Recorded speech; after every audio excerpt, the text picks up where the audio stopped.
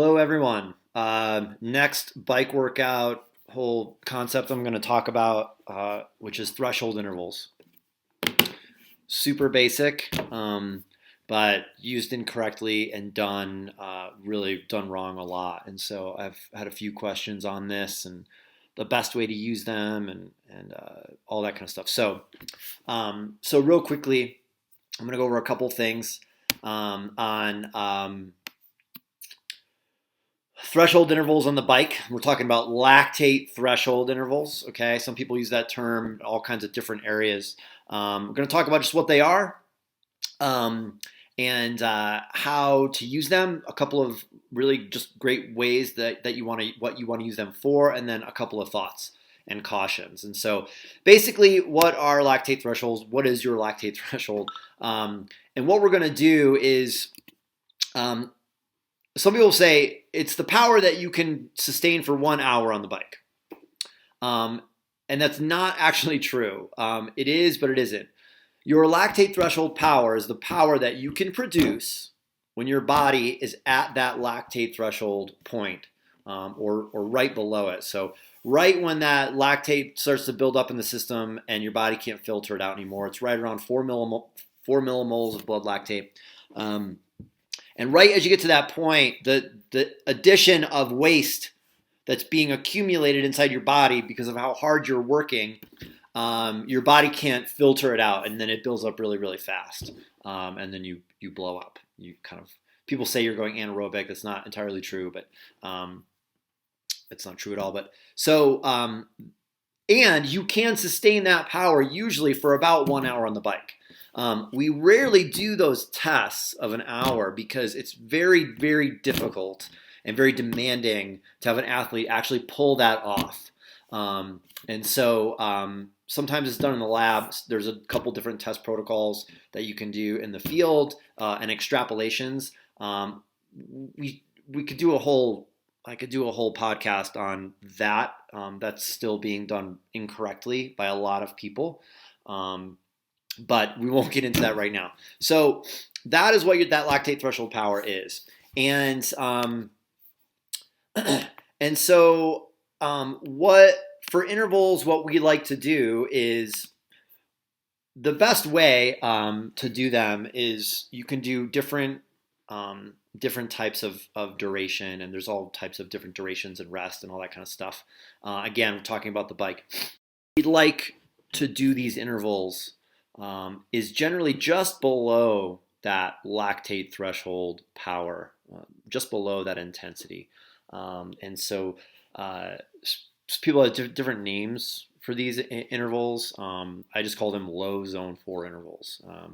That zone 4 is generally referred to as that lactate threshold zone.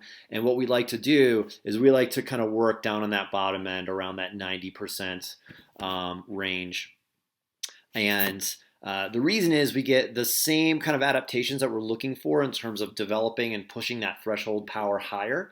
And it's a little bit more functional, and what it enables us to do is it enables us to do some kind of longer intervals with a little bit less fatigue so that we can accumulate more workload. We can accumulate more total time, interval time.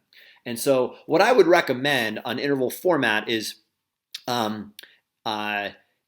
you can start with intervals. Nothing under 8 minutes is not going to do you any good at threshold for threshold intervals. But we want to be, you can start with 10 and start with 2 or 3 10-minute intervals. And you can go anywhere between 3 or 5 minutes rest. And then you can work that interval duration up longer, is the way I like to do it. Instead of doing 5 or 6 10-minute intervals, I prefer to work those intervals up longer and doing a couple of intervals that are 15 minutes or 20 minutes.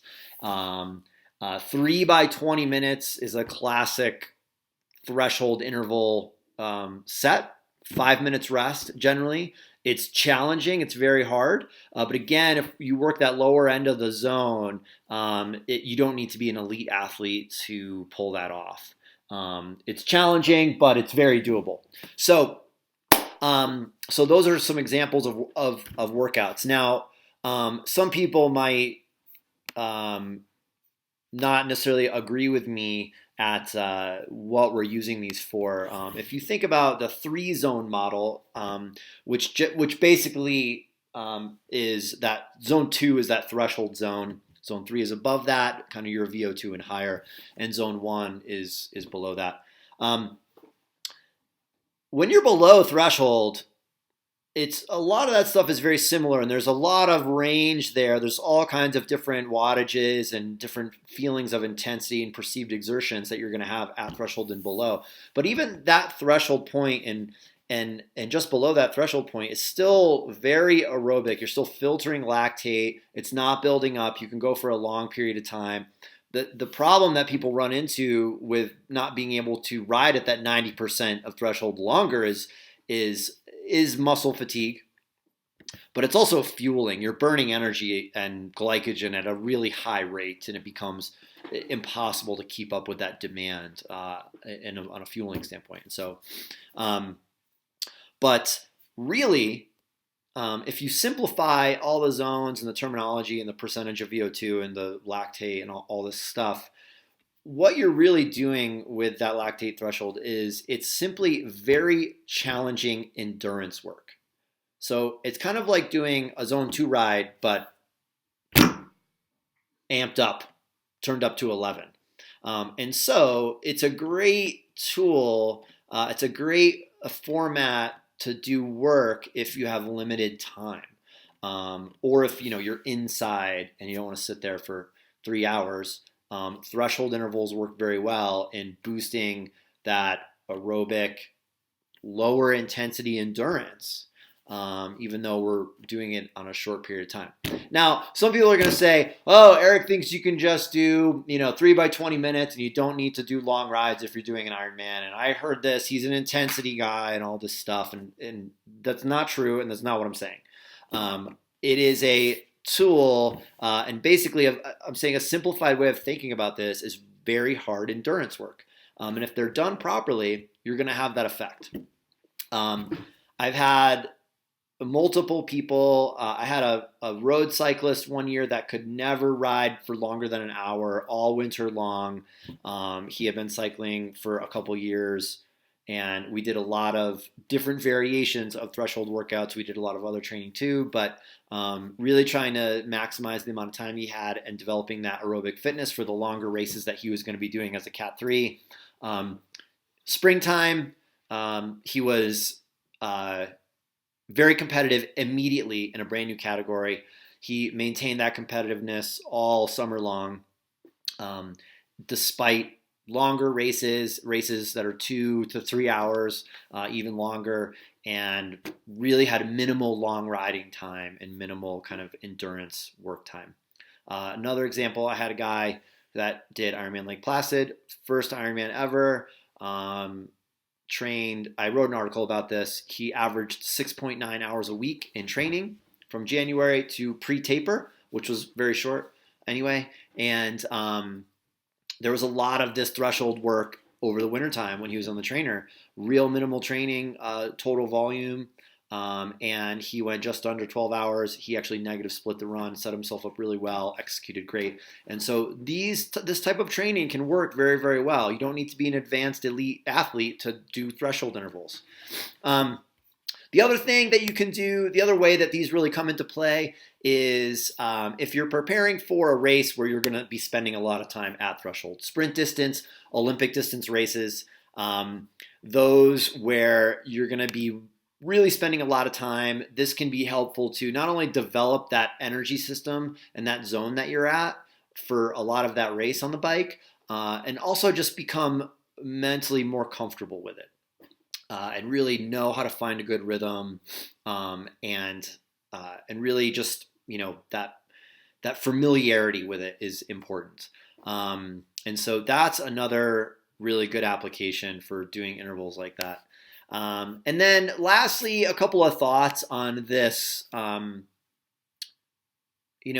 wow, this is threshold intervals are really good endurance work. I don't need to do long rides, and I'm doing sprint and Olympic distance races, so I need to do even more threshold intervals so I can get familiar with it and develop the system for the race. And if you're starting to think that, I would say calm down. All right, just hang on.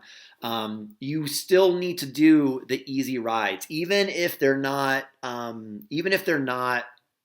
really long. You still need to do those easy aerobic exercise, that easy riding, that zone two stuff, and it's still extremely important. You can't just do threshold intervals all the time. And in terms of doing higher intensity work, and I've said this with the run stuff, and I'm going to keep saying it, is you can't just keep doing one thing all the time. It will have a negative return at some point. You will get to the other side of that bell curve, and it will be giving you very little. Threshold intervals are also very, very fatiguing, especially with the way that I like to do them, which is a negative aspect of it. We're not doing shorter intervals at the higher end, which would have a sharper, greater fatigue initially, more acute level of fatigue, but you kind of recover faster. You could do 3 by 20 minutes at 90% of threshold. That is taxing. You are going to feel that the next day, maybe longer. And so you've got to be really careful and use these sparingly. Go through some blocks where you do this, but you need to spend some other time staying away from those type of intervals because they will really, really wear you down.